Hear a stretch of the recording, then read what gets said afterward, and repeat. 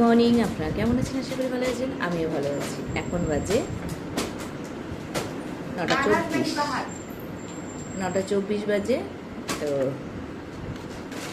সব কাজ করে চা নিয়ে বসলাম, ডিপ ক্লিন করি রোববার করে, ছেলে মর্নিংয়ে গেছে। আর বাজারে যাব, মেয়ের আবার রোববার করে আবার স্টেশন থাকে দুপুরবেলা, ওটাই বাজে লাগে আমার। মামা গ্যাসটা দেখতো, উপরেটা তুলে দিয়ে কড়াইটা, তাহলেই হবে। আমি ডিম বসিয়েছি সিদ্ধ। তো বাজারে যাব,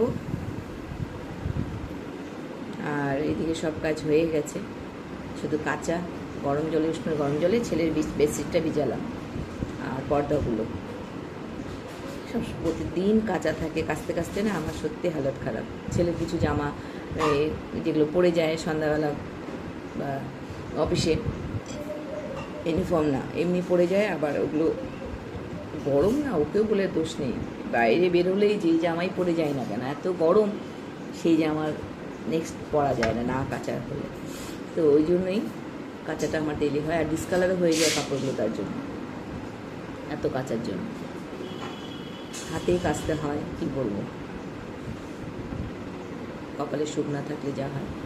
ঠিক আছে, সব এখন, আগে আমার কোনো কাজ করতে ভয় লাগতো না, এখন সবই করি, বসে থাকতেও পারি না, কিন্তু হাঁপিয়ে যাই। প্রেশারটা এত হাই না, যখন তখন আমার এত মাথা ঘুরে যায়। এইটুকু কাজ করতে আমার কতটুকু, বাড়িতে সম্পূর্ণ বাড়ি পরিষ্কার করা কাজের লোক ছিল না আমার, মানে আমি যেটা বাড়ি করেছি আমার। আর শ্বশুরবাড়িতে তো আগে যখন আমার বিয়ে হয়েছিল তখন তো সবসময় কাজের লোক ছিল, ওদের অনেকগুলো ঘরও ছিল, 10-12টায় আপনার হচ্ছে 6টা 7-8টা রুম ছিল। তো তার জন্য একটা ছেলের বউ, অতগুলো তো আর পারবো না। তো কাজের লোক ছিল, আগাগড়াই ছিল ওদের। রান্নার লোক ছিল, আমি যাওয়ার পর রান্নার লোকটা বাদ দিয়ে দেওয়া হয়েছে, আমি রান্না করতাম। কিন্তু কাজের লোক 12 মাস ছিল আমার শ্বশুরবাড়িতে। কিন্তু কাজের লোককে আমি নিজের করে, মানে ও শুয়ে থাকতো, সকালবেলা আমি উঠে যেতাম। এই জন্য বকাও দিত আমাকে আমার শ্বশুর, আমার ননদ বকা দিত, বলে বৌমনি তুমি ওঠো কেন, ও আছে ও পড়বে। আর আমি যে থাক, মেয়ে মানুষ ঘুমাচ্ছে ঘুমা, এরকম। তো আমি বসে থাকার মেয়ে না, কাজ করতে ভালো লাগে।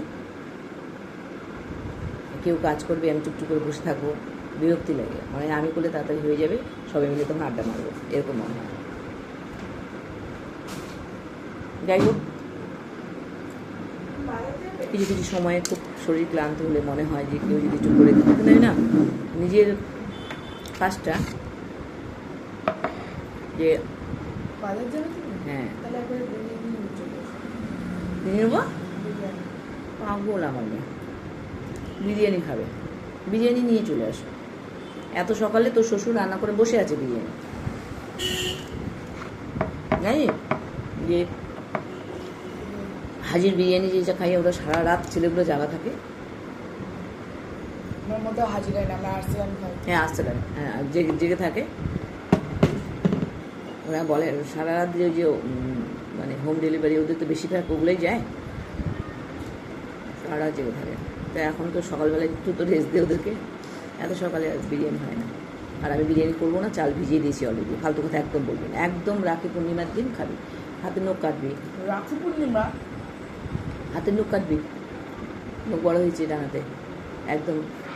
এই বললে দুর্গাপূজার আগে বড় করতে, এই বলছে না পরিষ্কার নেই। দুর্গাপূজার আগে তুই নেলস লাগাতে চাচ্ছিলি, আমি তাই বললাম যে তোর তাড়াতাড়ি বড়। ওই তো ফেক কিনতে হতো, ফেক কিনতে চেয়েছিলিস, তা আমি বারণ করেছি যে তোমার এমনিতেই সুন্দর, মানে ওর তাড়াতাড়ি নখ বেড়ে যায়, এমনিতে হাতটা সুন্দর হোক না। হাতটা দেখো, বা হাতটা দেখো না, যা হবে না। বাঁ হাতের কথা বললাম, এমনি নখ নেই, তাও কত সুন্দর নেলসগুলো ওর। আমার বলে এরকম বেটে বেটে ওরগুলো, হাত পাগুলো, আমার ছোটো বোনের হাত পা ওগুলো আমার হাতে তৈরি। আমার ছেলের,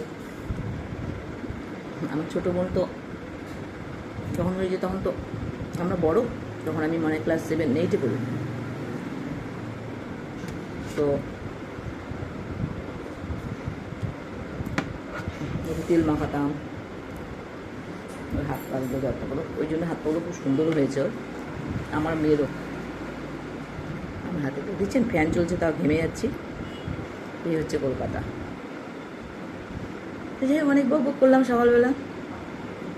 ভালো থাকবেন, সুস্থ থাকবেন, আর রোববার কবজি ডুবে খাওয়া দাওয়া করবেন। অনেকদিন পরে বললাম না, কবজি ডুবে খাওয়া দাওয়া।